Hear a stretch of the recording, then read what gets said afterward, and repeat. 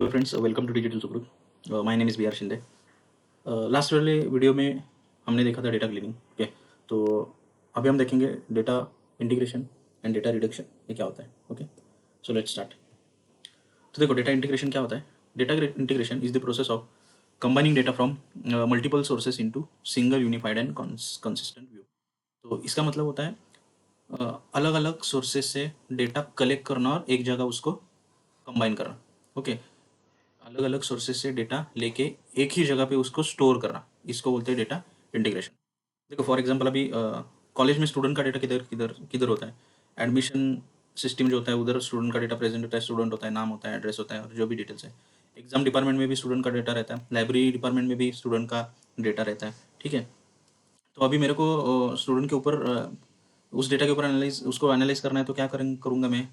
Before data integration, ठीक है, before data integration admission system पे, ठीक है, एग्जाम सिस्टम में मार्क है, लाइब्रेरी में बुक्स है, उसने कौन कौन से बुक्स इशू किए थे, ओके, उसके मार्क्स कितने, ये एग्जाम डिपार्टमेंट में डेटा प्रेजेंट है, एडमिशन सिस्टम में नाम वगैरह, ठीक है, ये सब अदर डिटेल है। तो data is stored in different places, तो उसका डेटा कंप्लीट डेटा अगर चाहिए उस स्टूडेंट का तो अलग अलग डिपार्टमेंट में वो मौजूद है। तो अगर मेरे को कंप्लीट डेटा चाहिए तो क्या करेगा, this data is combined into one system. तो एक ही सिस्टम में उसको लाना पड़ेगा, अलग अलग डिपार्टमेंट से उसको एक ही सिस्टम पे एक ही सर्वर पे डेटा लाके फिर उसको प्रोसेस करना पड़ेगा। That is nothing but data integration. Now user can see when, अगर ये मैं सब डेटा लाता हूँ, देखो अभी नाम, नेम किधर से लिया मैंने, एडमिशन सिस्टम से नाम और एड्रेस, ये डेटा मेरे को मिल गया। लाइब्रेरी सिस्टम से उसने कौन से बुक्स इशू किए थे, ये मिल गया। एग्जाम सिस्टम से मार्क्स वगैरह, परसेंटेज वगैरह, ये सब डेटा मेरे को मिल गया। तो अभी मैं क्या कर सकता हूँ, एक जगह पे आने के बाद इसके ऊपर काम कर सकता हूँ। Now user can see everything in one place. Okay, and this is called a single unified and consistent view. Okay, this is nothing but data integration. तो why there is a need of data integration, ये देखेंगे। Need of data integration to combine data from multiple sources, अलग अलग sources से उसको combine करने के लिए डेटा इंटीग्रेशन लगता है। To improve data accuracy and consistency, data की एक्यूरेसी रहने के लिए और कंसिस्टेंसी रहने के लिए ये लगता है। To remove duplicate data, duplicate data अगर हुआ है वो उनका हमको आइडेंटिफाई करने के लिए वगैरह, और डुप्लीकेट डेटा रिमूव करने के लिए डेटा इंटीग्रेशन की जरूरत है। To support reporting and analysis, reporting and analysis करना है, फास्ट करना है, उसका परफॉर्मेंस इंक्रीज करना है, गुड रिजल्ट चाहिए तो हमको डेटा इंटीग्रेट करना पड़ेगा। To help organisation to make better decision, ठीक है, अगर बेटर डिसीजन लेना है तो कंप्लीट डेटा लगेगा। ठीक है, तो कंप्लीट डेटा लेने के लिए अलग अलग सोर्सेस से हमको डेटा कलेक्ट करना पड़ेगा और उसके ऊपर काम करना पड़ेगा। So these are the need of data integration. So example देखो, company integrate data from HR, अभी हमने स्टूडेंट का देखा, अभी ये कंपनी का देखो, company integrate data from HR, payroll, attendance system to get the complete employee information. अगर एम्प्लॉय कंपनी में जो काम करता है उसकी कंप्लीट इन्फॉर्मेशन चाहिए तो मैं एचआर डिपार्टमेंट से उसका ले लूँगा, पेरोल इन्फॉर्मेशन ले लूँगा, ठीक है, अटेंडेंस जो भी है उसका, तो वो भी वो कंप्लीट डेटा मैं इंटीग्रेट करके एक जगह पे रखूँगा। तो उसमें कौन कौन से अप्रोच है, डेटा इंटीग्रेशन के टू अप्रोचेस है। वन इज टाइट कपलिंग है, another one is loose coupling. ठीक है, तो टाइट कपलिंग में देखो क्या, what exactly tight coupling, in this approach data is collected from different store sources and stored into central data warehouse. अलग अलग sources से कलेक्ट करो और सेंट्रल में उसको स्टोर करो। तो इट यूजेस कौन सा प्रोसेस यूज करते हैं, ईटीएल। ईटीएल मतलब क्या है, ईटीएल, ई मतलब एक्सट्रैक्ट, टी मतलब ट्रांसफॉर्म एंड लोड। एक्सट्रैक्ट मतलब कलेक्टिंग डेटा, ट्रांसफॉर्म मतलब convert data into common format, okay, and load store data into warehouse. ये convert data into common format मतलब अगर सपोज फॉर एग्जांपल एक ही format में उसको combine करना है। ओके, ऐसा होता हो सकता है कि डेटा एक ही है, सपोज स्टूडेंट का नाम है, तो किसी डिपार्टमेंट में उसका उसका कॉलम का नाम क्या है, स्टूडेंट नेम। किसी डिपार्टमेंट में उस कॉलम का नाम हमको मिला है ओनली नेम, अलग डिपार्टमेंट में मिला है फुल नेम। तो ऐसे अलग अलग जो कॉलम का नाम है लेकिन डेटा तो एक ही है, सेम ही है उसमें, तो उसको कॉमन फॉर्मेट में कन्वर्ट करो। ठीक है, that is nothing but transform. So इस प्रोसेस को क्या बोलते हैं, टाइटली कपलिंग को ईटीएल प्रोसेस से हम ये करते हैं। ओके, एग्जाम्पल देखो, एक बेस्ट एग्जाम्पल देता हूँ तो आपको समझ में आएगा। A bank collect data from all branches and office and store it in one central database. तो इसका मीनिंग क्या है, अभी देखो, लेट सपोज आपका एसबीआई में मेरा अकाउंट है। ओके, तो मैं जो ऐप यूज़ कर रहा हूँ और बाकी जो लोग हैं एसबीआई में जिनका अकाउंट है स्टेट बैंक ऑफ इंडिया में, तो वो भी सेम ही ऐप यूज़ करें। ठीक है, लेकिन उनका ब्रांच अलग है, मेरा ब्रांच अलग है, उनके उनका अकाउंट अलग सिटी में है, मेरा अकाउंट अलग सिटी में, but all are using same app, right. तो ये कैसे पॉसिबल है, सब लोग एक ही ऐप पे लॉगिन करके डिटेल्स देख सकते हैं, ट्रांजैक्शन कर सकते हैं। इवन हर एक का अकाउंट अलग अलग ब्रांच में रहता है, अलग अलग सिटी में रहता है। तो उन्होंने क्या किया, सब डेटा एक जगह पे कंबाइन किया है, इंटीग्रेट किया है एक ही डेटाबेस में, that is called a central database. Got it, ये समझ में आया एग्जांपल इसका, टाइट कपलिंग का। Okay, second one is a loose coupling approach. In this data remain in original source database, no central storage is, इधर central storage नहीं रहता है, डेटा ओरिजिनल सोर्स में ही रहता है लूज कपलिंग में। Example, each bank has its own database, when you use ATM of another bank, ATM fetches data from your bank server। तो ये क्या है एग्जैक्टली देखो। अब जब आप एटीएम में जाते हो, ठीक है, लेट सपोज एसबीआई का एटीएम है, ठीक है, लेकिन आपका अकाउंट अगर दूसरे ब्रांच में एक्सिस में है, फिर भी आप एसबीआई के एटीएम से पैसे निकाल सकते हो। हाउ इट इज़ पॉसिबल, ठीक है। तो अभी वो क्या करता है एटीएम, उनके जो भी सर्वर है, उनका एक्सिस का सर्वर अलग है, एक्सिस का डेटाबेस अलग होगा, ऐसे हर एक बैंक का डेटाबेस अलग होगा। ऐसा नहीं रहता कि सब बैंक का एक ही डेटाबेस में डेटा है, ठीक है। एसबीआई का अलग सर्वर होगा, डेटाबेस होगा, एक्सिस का अलग होगा, एचडीएफसी का अलग होगा, ठीक है, सबके सर्वर्स अलग अलग रहते हैं। तो अभी जब मैं एसबीआई में जाता हूँ फिर भी कैसे निकाल सकता हूँ अदर बैंक का डेटा, तो वो क्या करते हैं उनके सर्वर से डेटा फेच करते हैं। वो एटीएम क्या करेगा, उनके सर्वर से डेटा फेच करेगा और डिटेल्स दिखाएगा, और ट्रांजेक्शन कर सकते हो। तो इसका मतलब समझ में, each bank has its own database. तो पहले टाइटली कपलिंग में क्या किया था हमने, हर एक का डेटा एक ही इस पे सेंट्रल डेटाबेस, ठीक है, हर एक का डेटा जो है वो एक ही सेंट्रल इस पे है। तो और लूज कपलिंग में क्या होता है, डेटा उधर ही रहता है, हम उसको सेंट्रली कलेक्ट नहीं करते हैं, डेटा का सर्वर अलग होता है, डेटा का सोर्स उधर ही रहता है।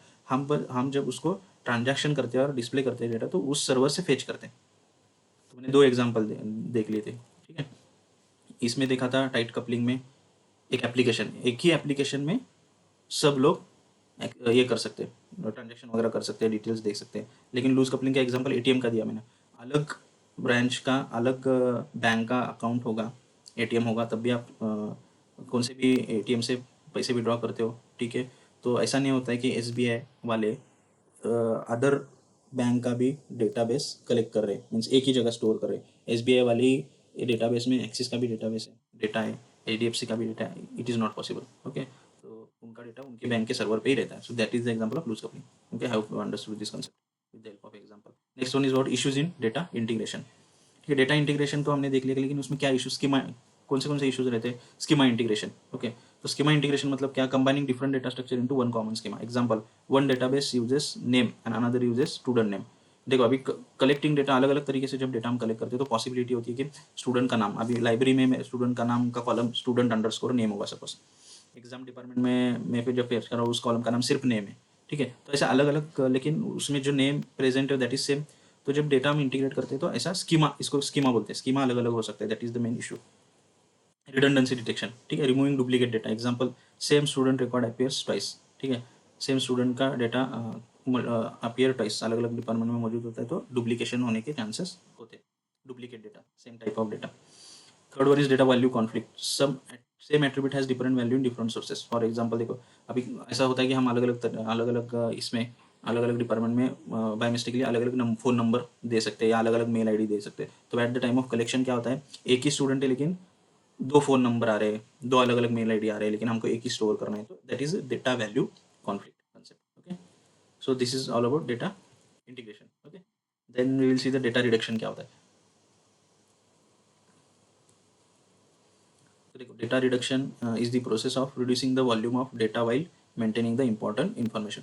तो डेटा रिडक्शन मतलब क्या, डेटा का रिड्यूस करना है, ओके, डेटा का साइज कम करना है, वॉल्यूम कम करना है। ऐसा भी नहीं होना चाहिए कि डेटा का ये चला गया, इंपॉर्टेंट इन्फॉर्मेशन चले गए, तो इंपॉर्टेंट इन्फॉर्मेशन रख के हमको डेटा का वॉल्यूम रिड्यूस करना है। और एक बेस्ट एग्जांपल है, हम जब भी कॉम्प्रेस करते हैं फाइल या जिप करते हैं, तो that is the example of data reduction. It help to store less data, कम डेटा स्टोर होता है तो स्टोरेज साइज कम लगती है, and it make data analysis faster and more efficient. तो कम डेटा की वजह से क्या होता है, एनालिसिस फास्टर हो सकता है, फास्ट कर सकते हैं उसके ऊपर एनालिसिस, इफिशिएंट होता है।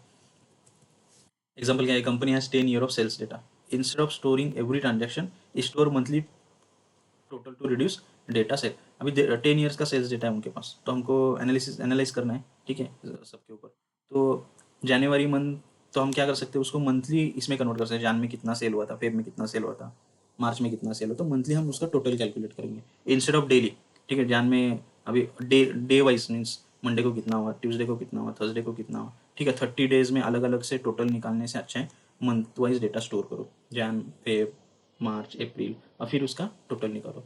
तो ऐसे हम कर सकते हैं, means instead of storing every transaction we store monthly total to reduce the data size. तो डेटा रिडक्शन स्ट्रैटेजीज कौन कौन से, तो डेटा रिडक्शन क्या होता है ये हमने देख लिया। अभी उसमें स्ट्रैटेजी है डेटा रिडक्शन की, कौन से, data cube aggregation, dimensionality reduction and data compression and sampling, ये चार, and fifth one is clustering, okay. So these are the 5 data reduction strategies. तो वन बाय वन देखते हैं। डेटा क्यूब एग्रीगेशन क्या होता है, data cube aggregation means data is summarised by grouping and aggregation. तो data को हम क्या करते हैं, समराइज करते हैं इंस्टेड ऑफ, अभी देख लिया था हमने, instead of storing daily sales record, first Jan, second Jan, third Jan, fourth Jan, okay, instead of storing every sales record, Jan month में कितना सेल हुआ है टोटल 1100, तो ये आपको ऐसा स्टोर करना है। तो इससे क्या होता है, reduce the data size, okay. So again dimensionality reduction, देखो सेकंड पॉइंट क्या है, reduce the number of attribute in data set. अभी means number of columns reduce करना। अभी देखो क्या है, डेटा सेट क्या है, उसमें कॉलम कौन से हैं, स्टूडेंट का डेटा सेट में name, roll number, address, phone number, marks and email suppose, okay.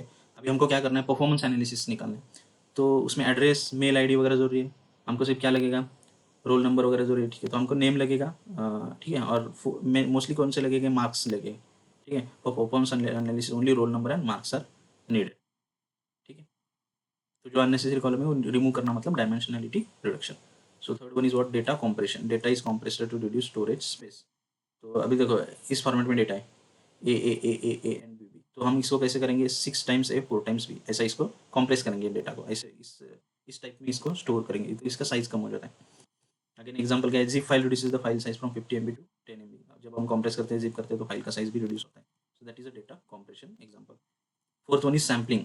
Sampling में क्या होता है, only small portion of data is selected, example from 10,000 student select only 1,000 student for analysis, ठीक है। 10 सैंपल ऑफ डेटा पे analysis करते हैं इसमें, ठीक है। इंस्टेड ऑफ 10,000 स्टूडेंट हम क्या करेंगे, ओनली 1,000 रिकॉर्ड लेंगे और उसके ऊपर एनालिसिस करेंगे और उससे रिजल्ट निकालेंगे, ठीक है, एक प्रिडिक्शन निकालेंगे उससे।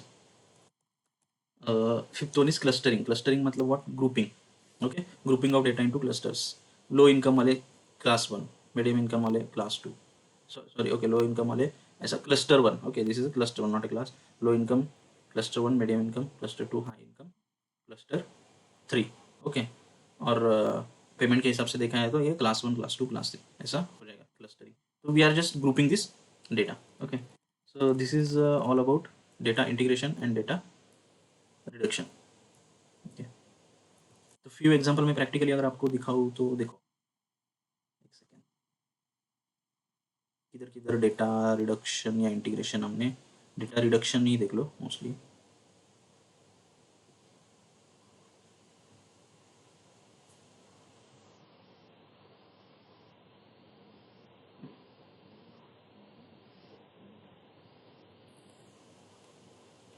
तो रिडक्शन का एक एग्जांपल मैं दिखाता हूँ, एक सेकेंड। देखो इधर, अब ये क्या है, एम्बार्क्ड, इसमें यस सी यस, तो इसको क्या किया हमने, 0 और 1 में कन्वर्ट किया, तो इससे क्या होता है, साइज कम लगता है डेटा स्टोर होने के लिए, ओके। मेल एंड फीमेल, ठीक है, ये स्ट्रिंग है मेल फीमेल, तो इसको हमने क्या किया, सिर्फ 0 एंड 1 में कन्वर्ट किया, देखो 0s and 1। तो अभी देख सकते हो सेक्स जेंडर किस में, 0s and 1 में स्टोर हुआ है, तो ऑब्वियसली क्या होता है, इस टाइप ऑफ डेटा स्टोर करने के लिए हमको ये कम लगता है। सो this is the example of data reduction, okay. So I hope you understood this topic. So we'll stop here. Thanks.